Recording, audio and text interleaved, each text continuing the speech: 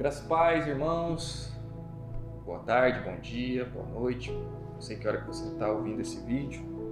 Queria trazer uma reflexão hoje para a gente, que é a respeito de uma coisa que todos nós somos acometidos. Algum período da vida, ou vários períodos da vida, é uma coisa, inclusive, muito inerente ao ser humano, que é a ansiedade. Tenho certeza que todo mundo já teve esse sentimento, essa sensação de ansiedade, se preocupar com algo que ainda nem aconteceu, é uma preocupação e que talvez e muito provavelmente nem aconteça como a gente imagina que talvez poderia acontecer. Isso na verdade é o que realmente causa ansiedade, se preocupar com algo que talvez nem aconteça como a gente está imaginando. E a palavra de Deus nos instrui a respeito disso, a respeito da ansiedade. O próprio Senhor Jesus falou a respeito da ansiedade, que não era para a gente ficar ansioso, que não era para a gente se sentir assim. E quando a gente lida com essa sensação, e a dúvida que fica é como que eu combato isso então? Porque eu já vi muitas pessoas falarem para mim, e eu também, no início eu pensava assim, tá, mas como que eu então combato a ansiedade? Eu não quero sentir ansiedade. E nós vamos ler um texto aqui em Filipenses, muito conhecido, Filipenses 4:6. O apóstolo Paulo diz assim, não estejais inquietos ou ansiosos por coisa alguma. Antes, as vossas petições sejam em tudo conhecidas diante de Deus, pela oração e súplicas com ação de graças. Então, a gente tem primeiro aqui essa ordem, é uma ordem, isso, não estejais inquietos ou ansiosos por coisa alguma. Ok, como que eu faço para não ficar ansioso então? Porque as preocupações, elas são reais, elas existem. Existem muitas coisas ao nosso redor que nos tiram a paz, nos tiram o descanso, nos tiram aquela quietude que a gente tem de espírito. E o apóstolo continua dizendo assim, antes as vossas petições sejam em tudo conhecidas diante de Deus. Eu até estava ouvindo, na verdade, um sermão do nosso irmão Spurgeon, do passado, e ele dizia exatamente isso. O remédio para a ansiedade é a gente dizer tudo para o Senhor, tudo aquilo que nos está ansiando, tudo aquilo que nos está tirando a paz, tirando a nossa quietude, dizer para o Senhor Jesus, em oração. E o apóstolo Paulo diz isso, em tudo as suas petições sejam conhecidas diante de Deus. Porque quando a gente confessa e quando a gente fala com o nosso Deus a respeito das coisas que estão nos amedrontando, estão nos deixando ansiosos nesse mundo, Ele vai tratando isso conosco. Talvez não na primeira, não na segunda. E uma coisa que eu percebo é que quando a gente está ansioso, a gente começa a orar mais fervorosamente por aquilo que nos deixa ansioso. E eu acho que Deus se agrada disso. Eu tenho para mim que Ele deixa a gente passar mais tempo nessa ansiedade, primeiro porque Ele está lidando com a nossa paciência, nos tratando, para que a gente entre no descanso. E segundo, porque a gente tem um motivo pelo qual orar. Porque, irmãos, eu creio que seja assim com todo mundo. A gente tem muita facilidade de esquecer das coisas do Senhor, de esquecer do Senhor. Quando está tudo muito bem, a gente começa a relaxar em alguma coisa ou outra. Então, aquele tempo que a gente tinha para oração já não é mais aquele tempo que a gente tinha, né? Tão longo, vamos colocar assim. A gente começa a negociar o tempo com o Senhor. E quando nós estamos inquietos, ansiosos, aflitos, a gente começa a orar mais fervorosamente por aquilo. Ou seja, a gente passa mais tempo falando com o Senhor. E a gente sabe que o prazer da vida do cristão e assim, o que Deus quer é essa comunhão.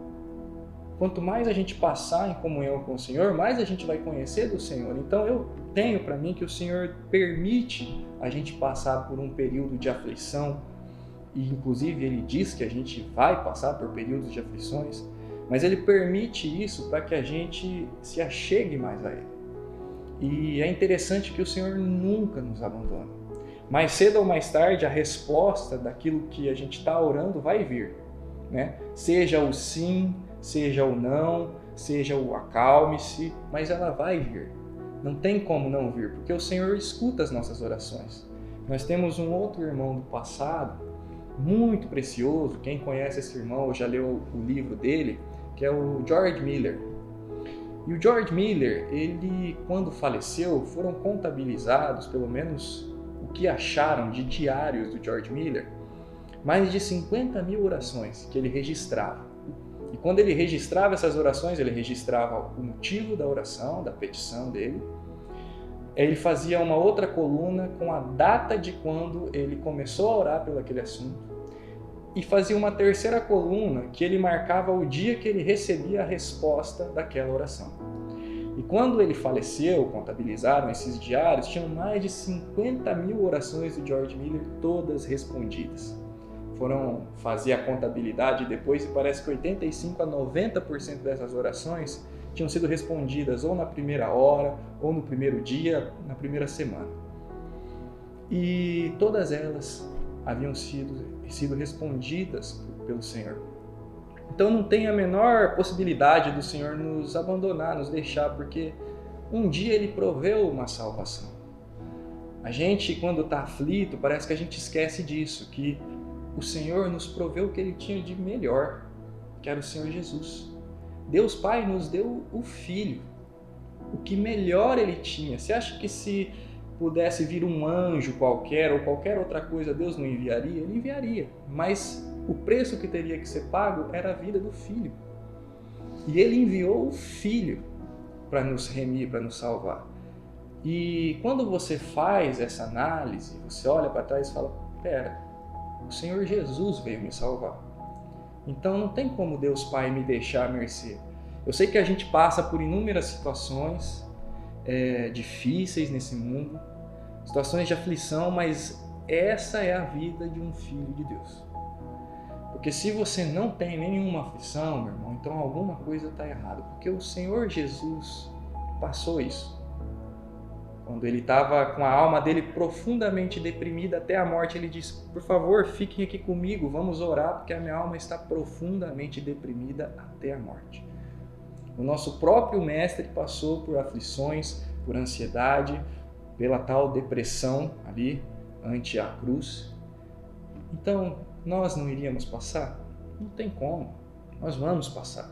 Mas é justamente isso que a Bíblia diz.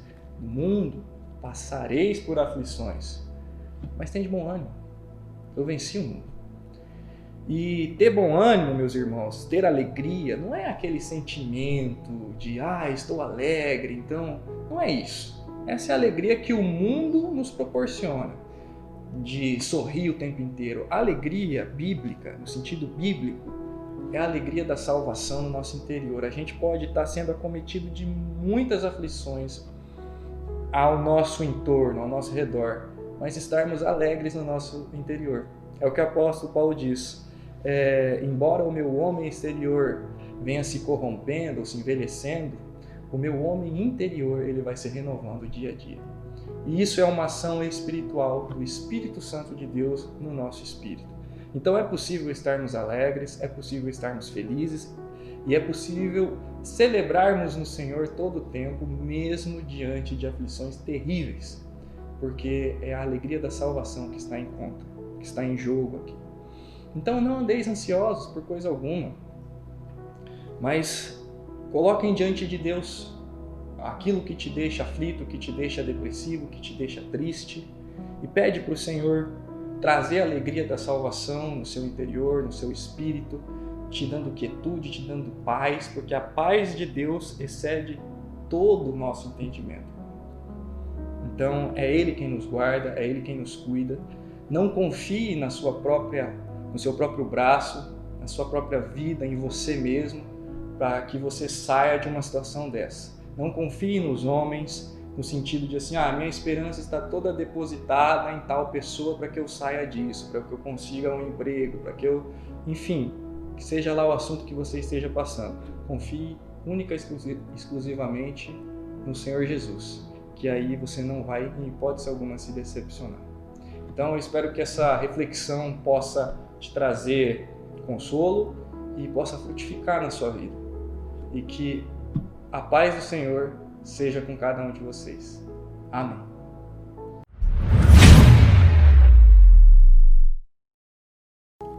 E se você gostou desse vídeo, ative o sininho, siga a gente nas redes sociais, no Instagram, no Facebook e também aqui no YouTube e compartilhe aí com seus amigos e familiares mais uma dessas mensagens do Evangelho das insondáveis riquezas do Senhor Jesus. Amém.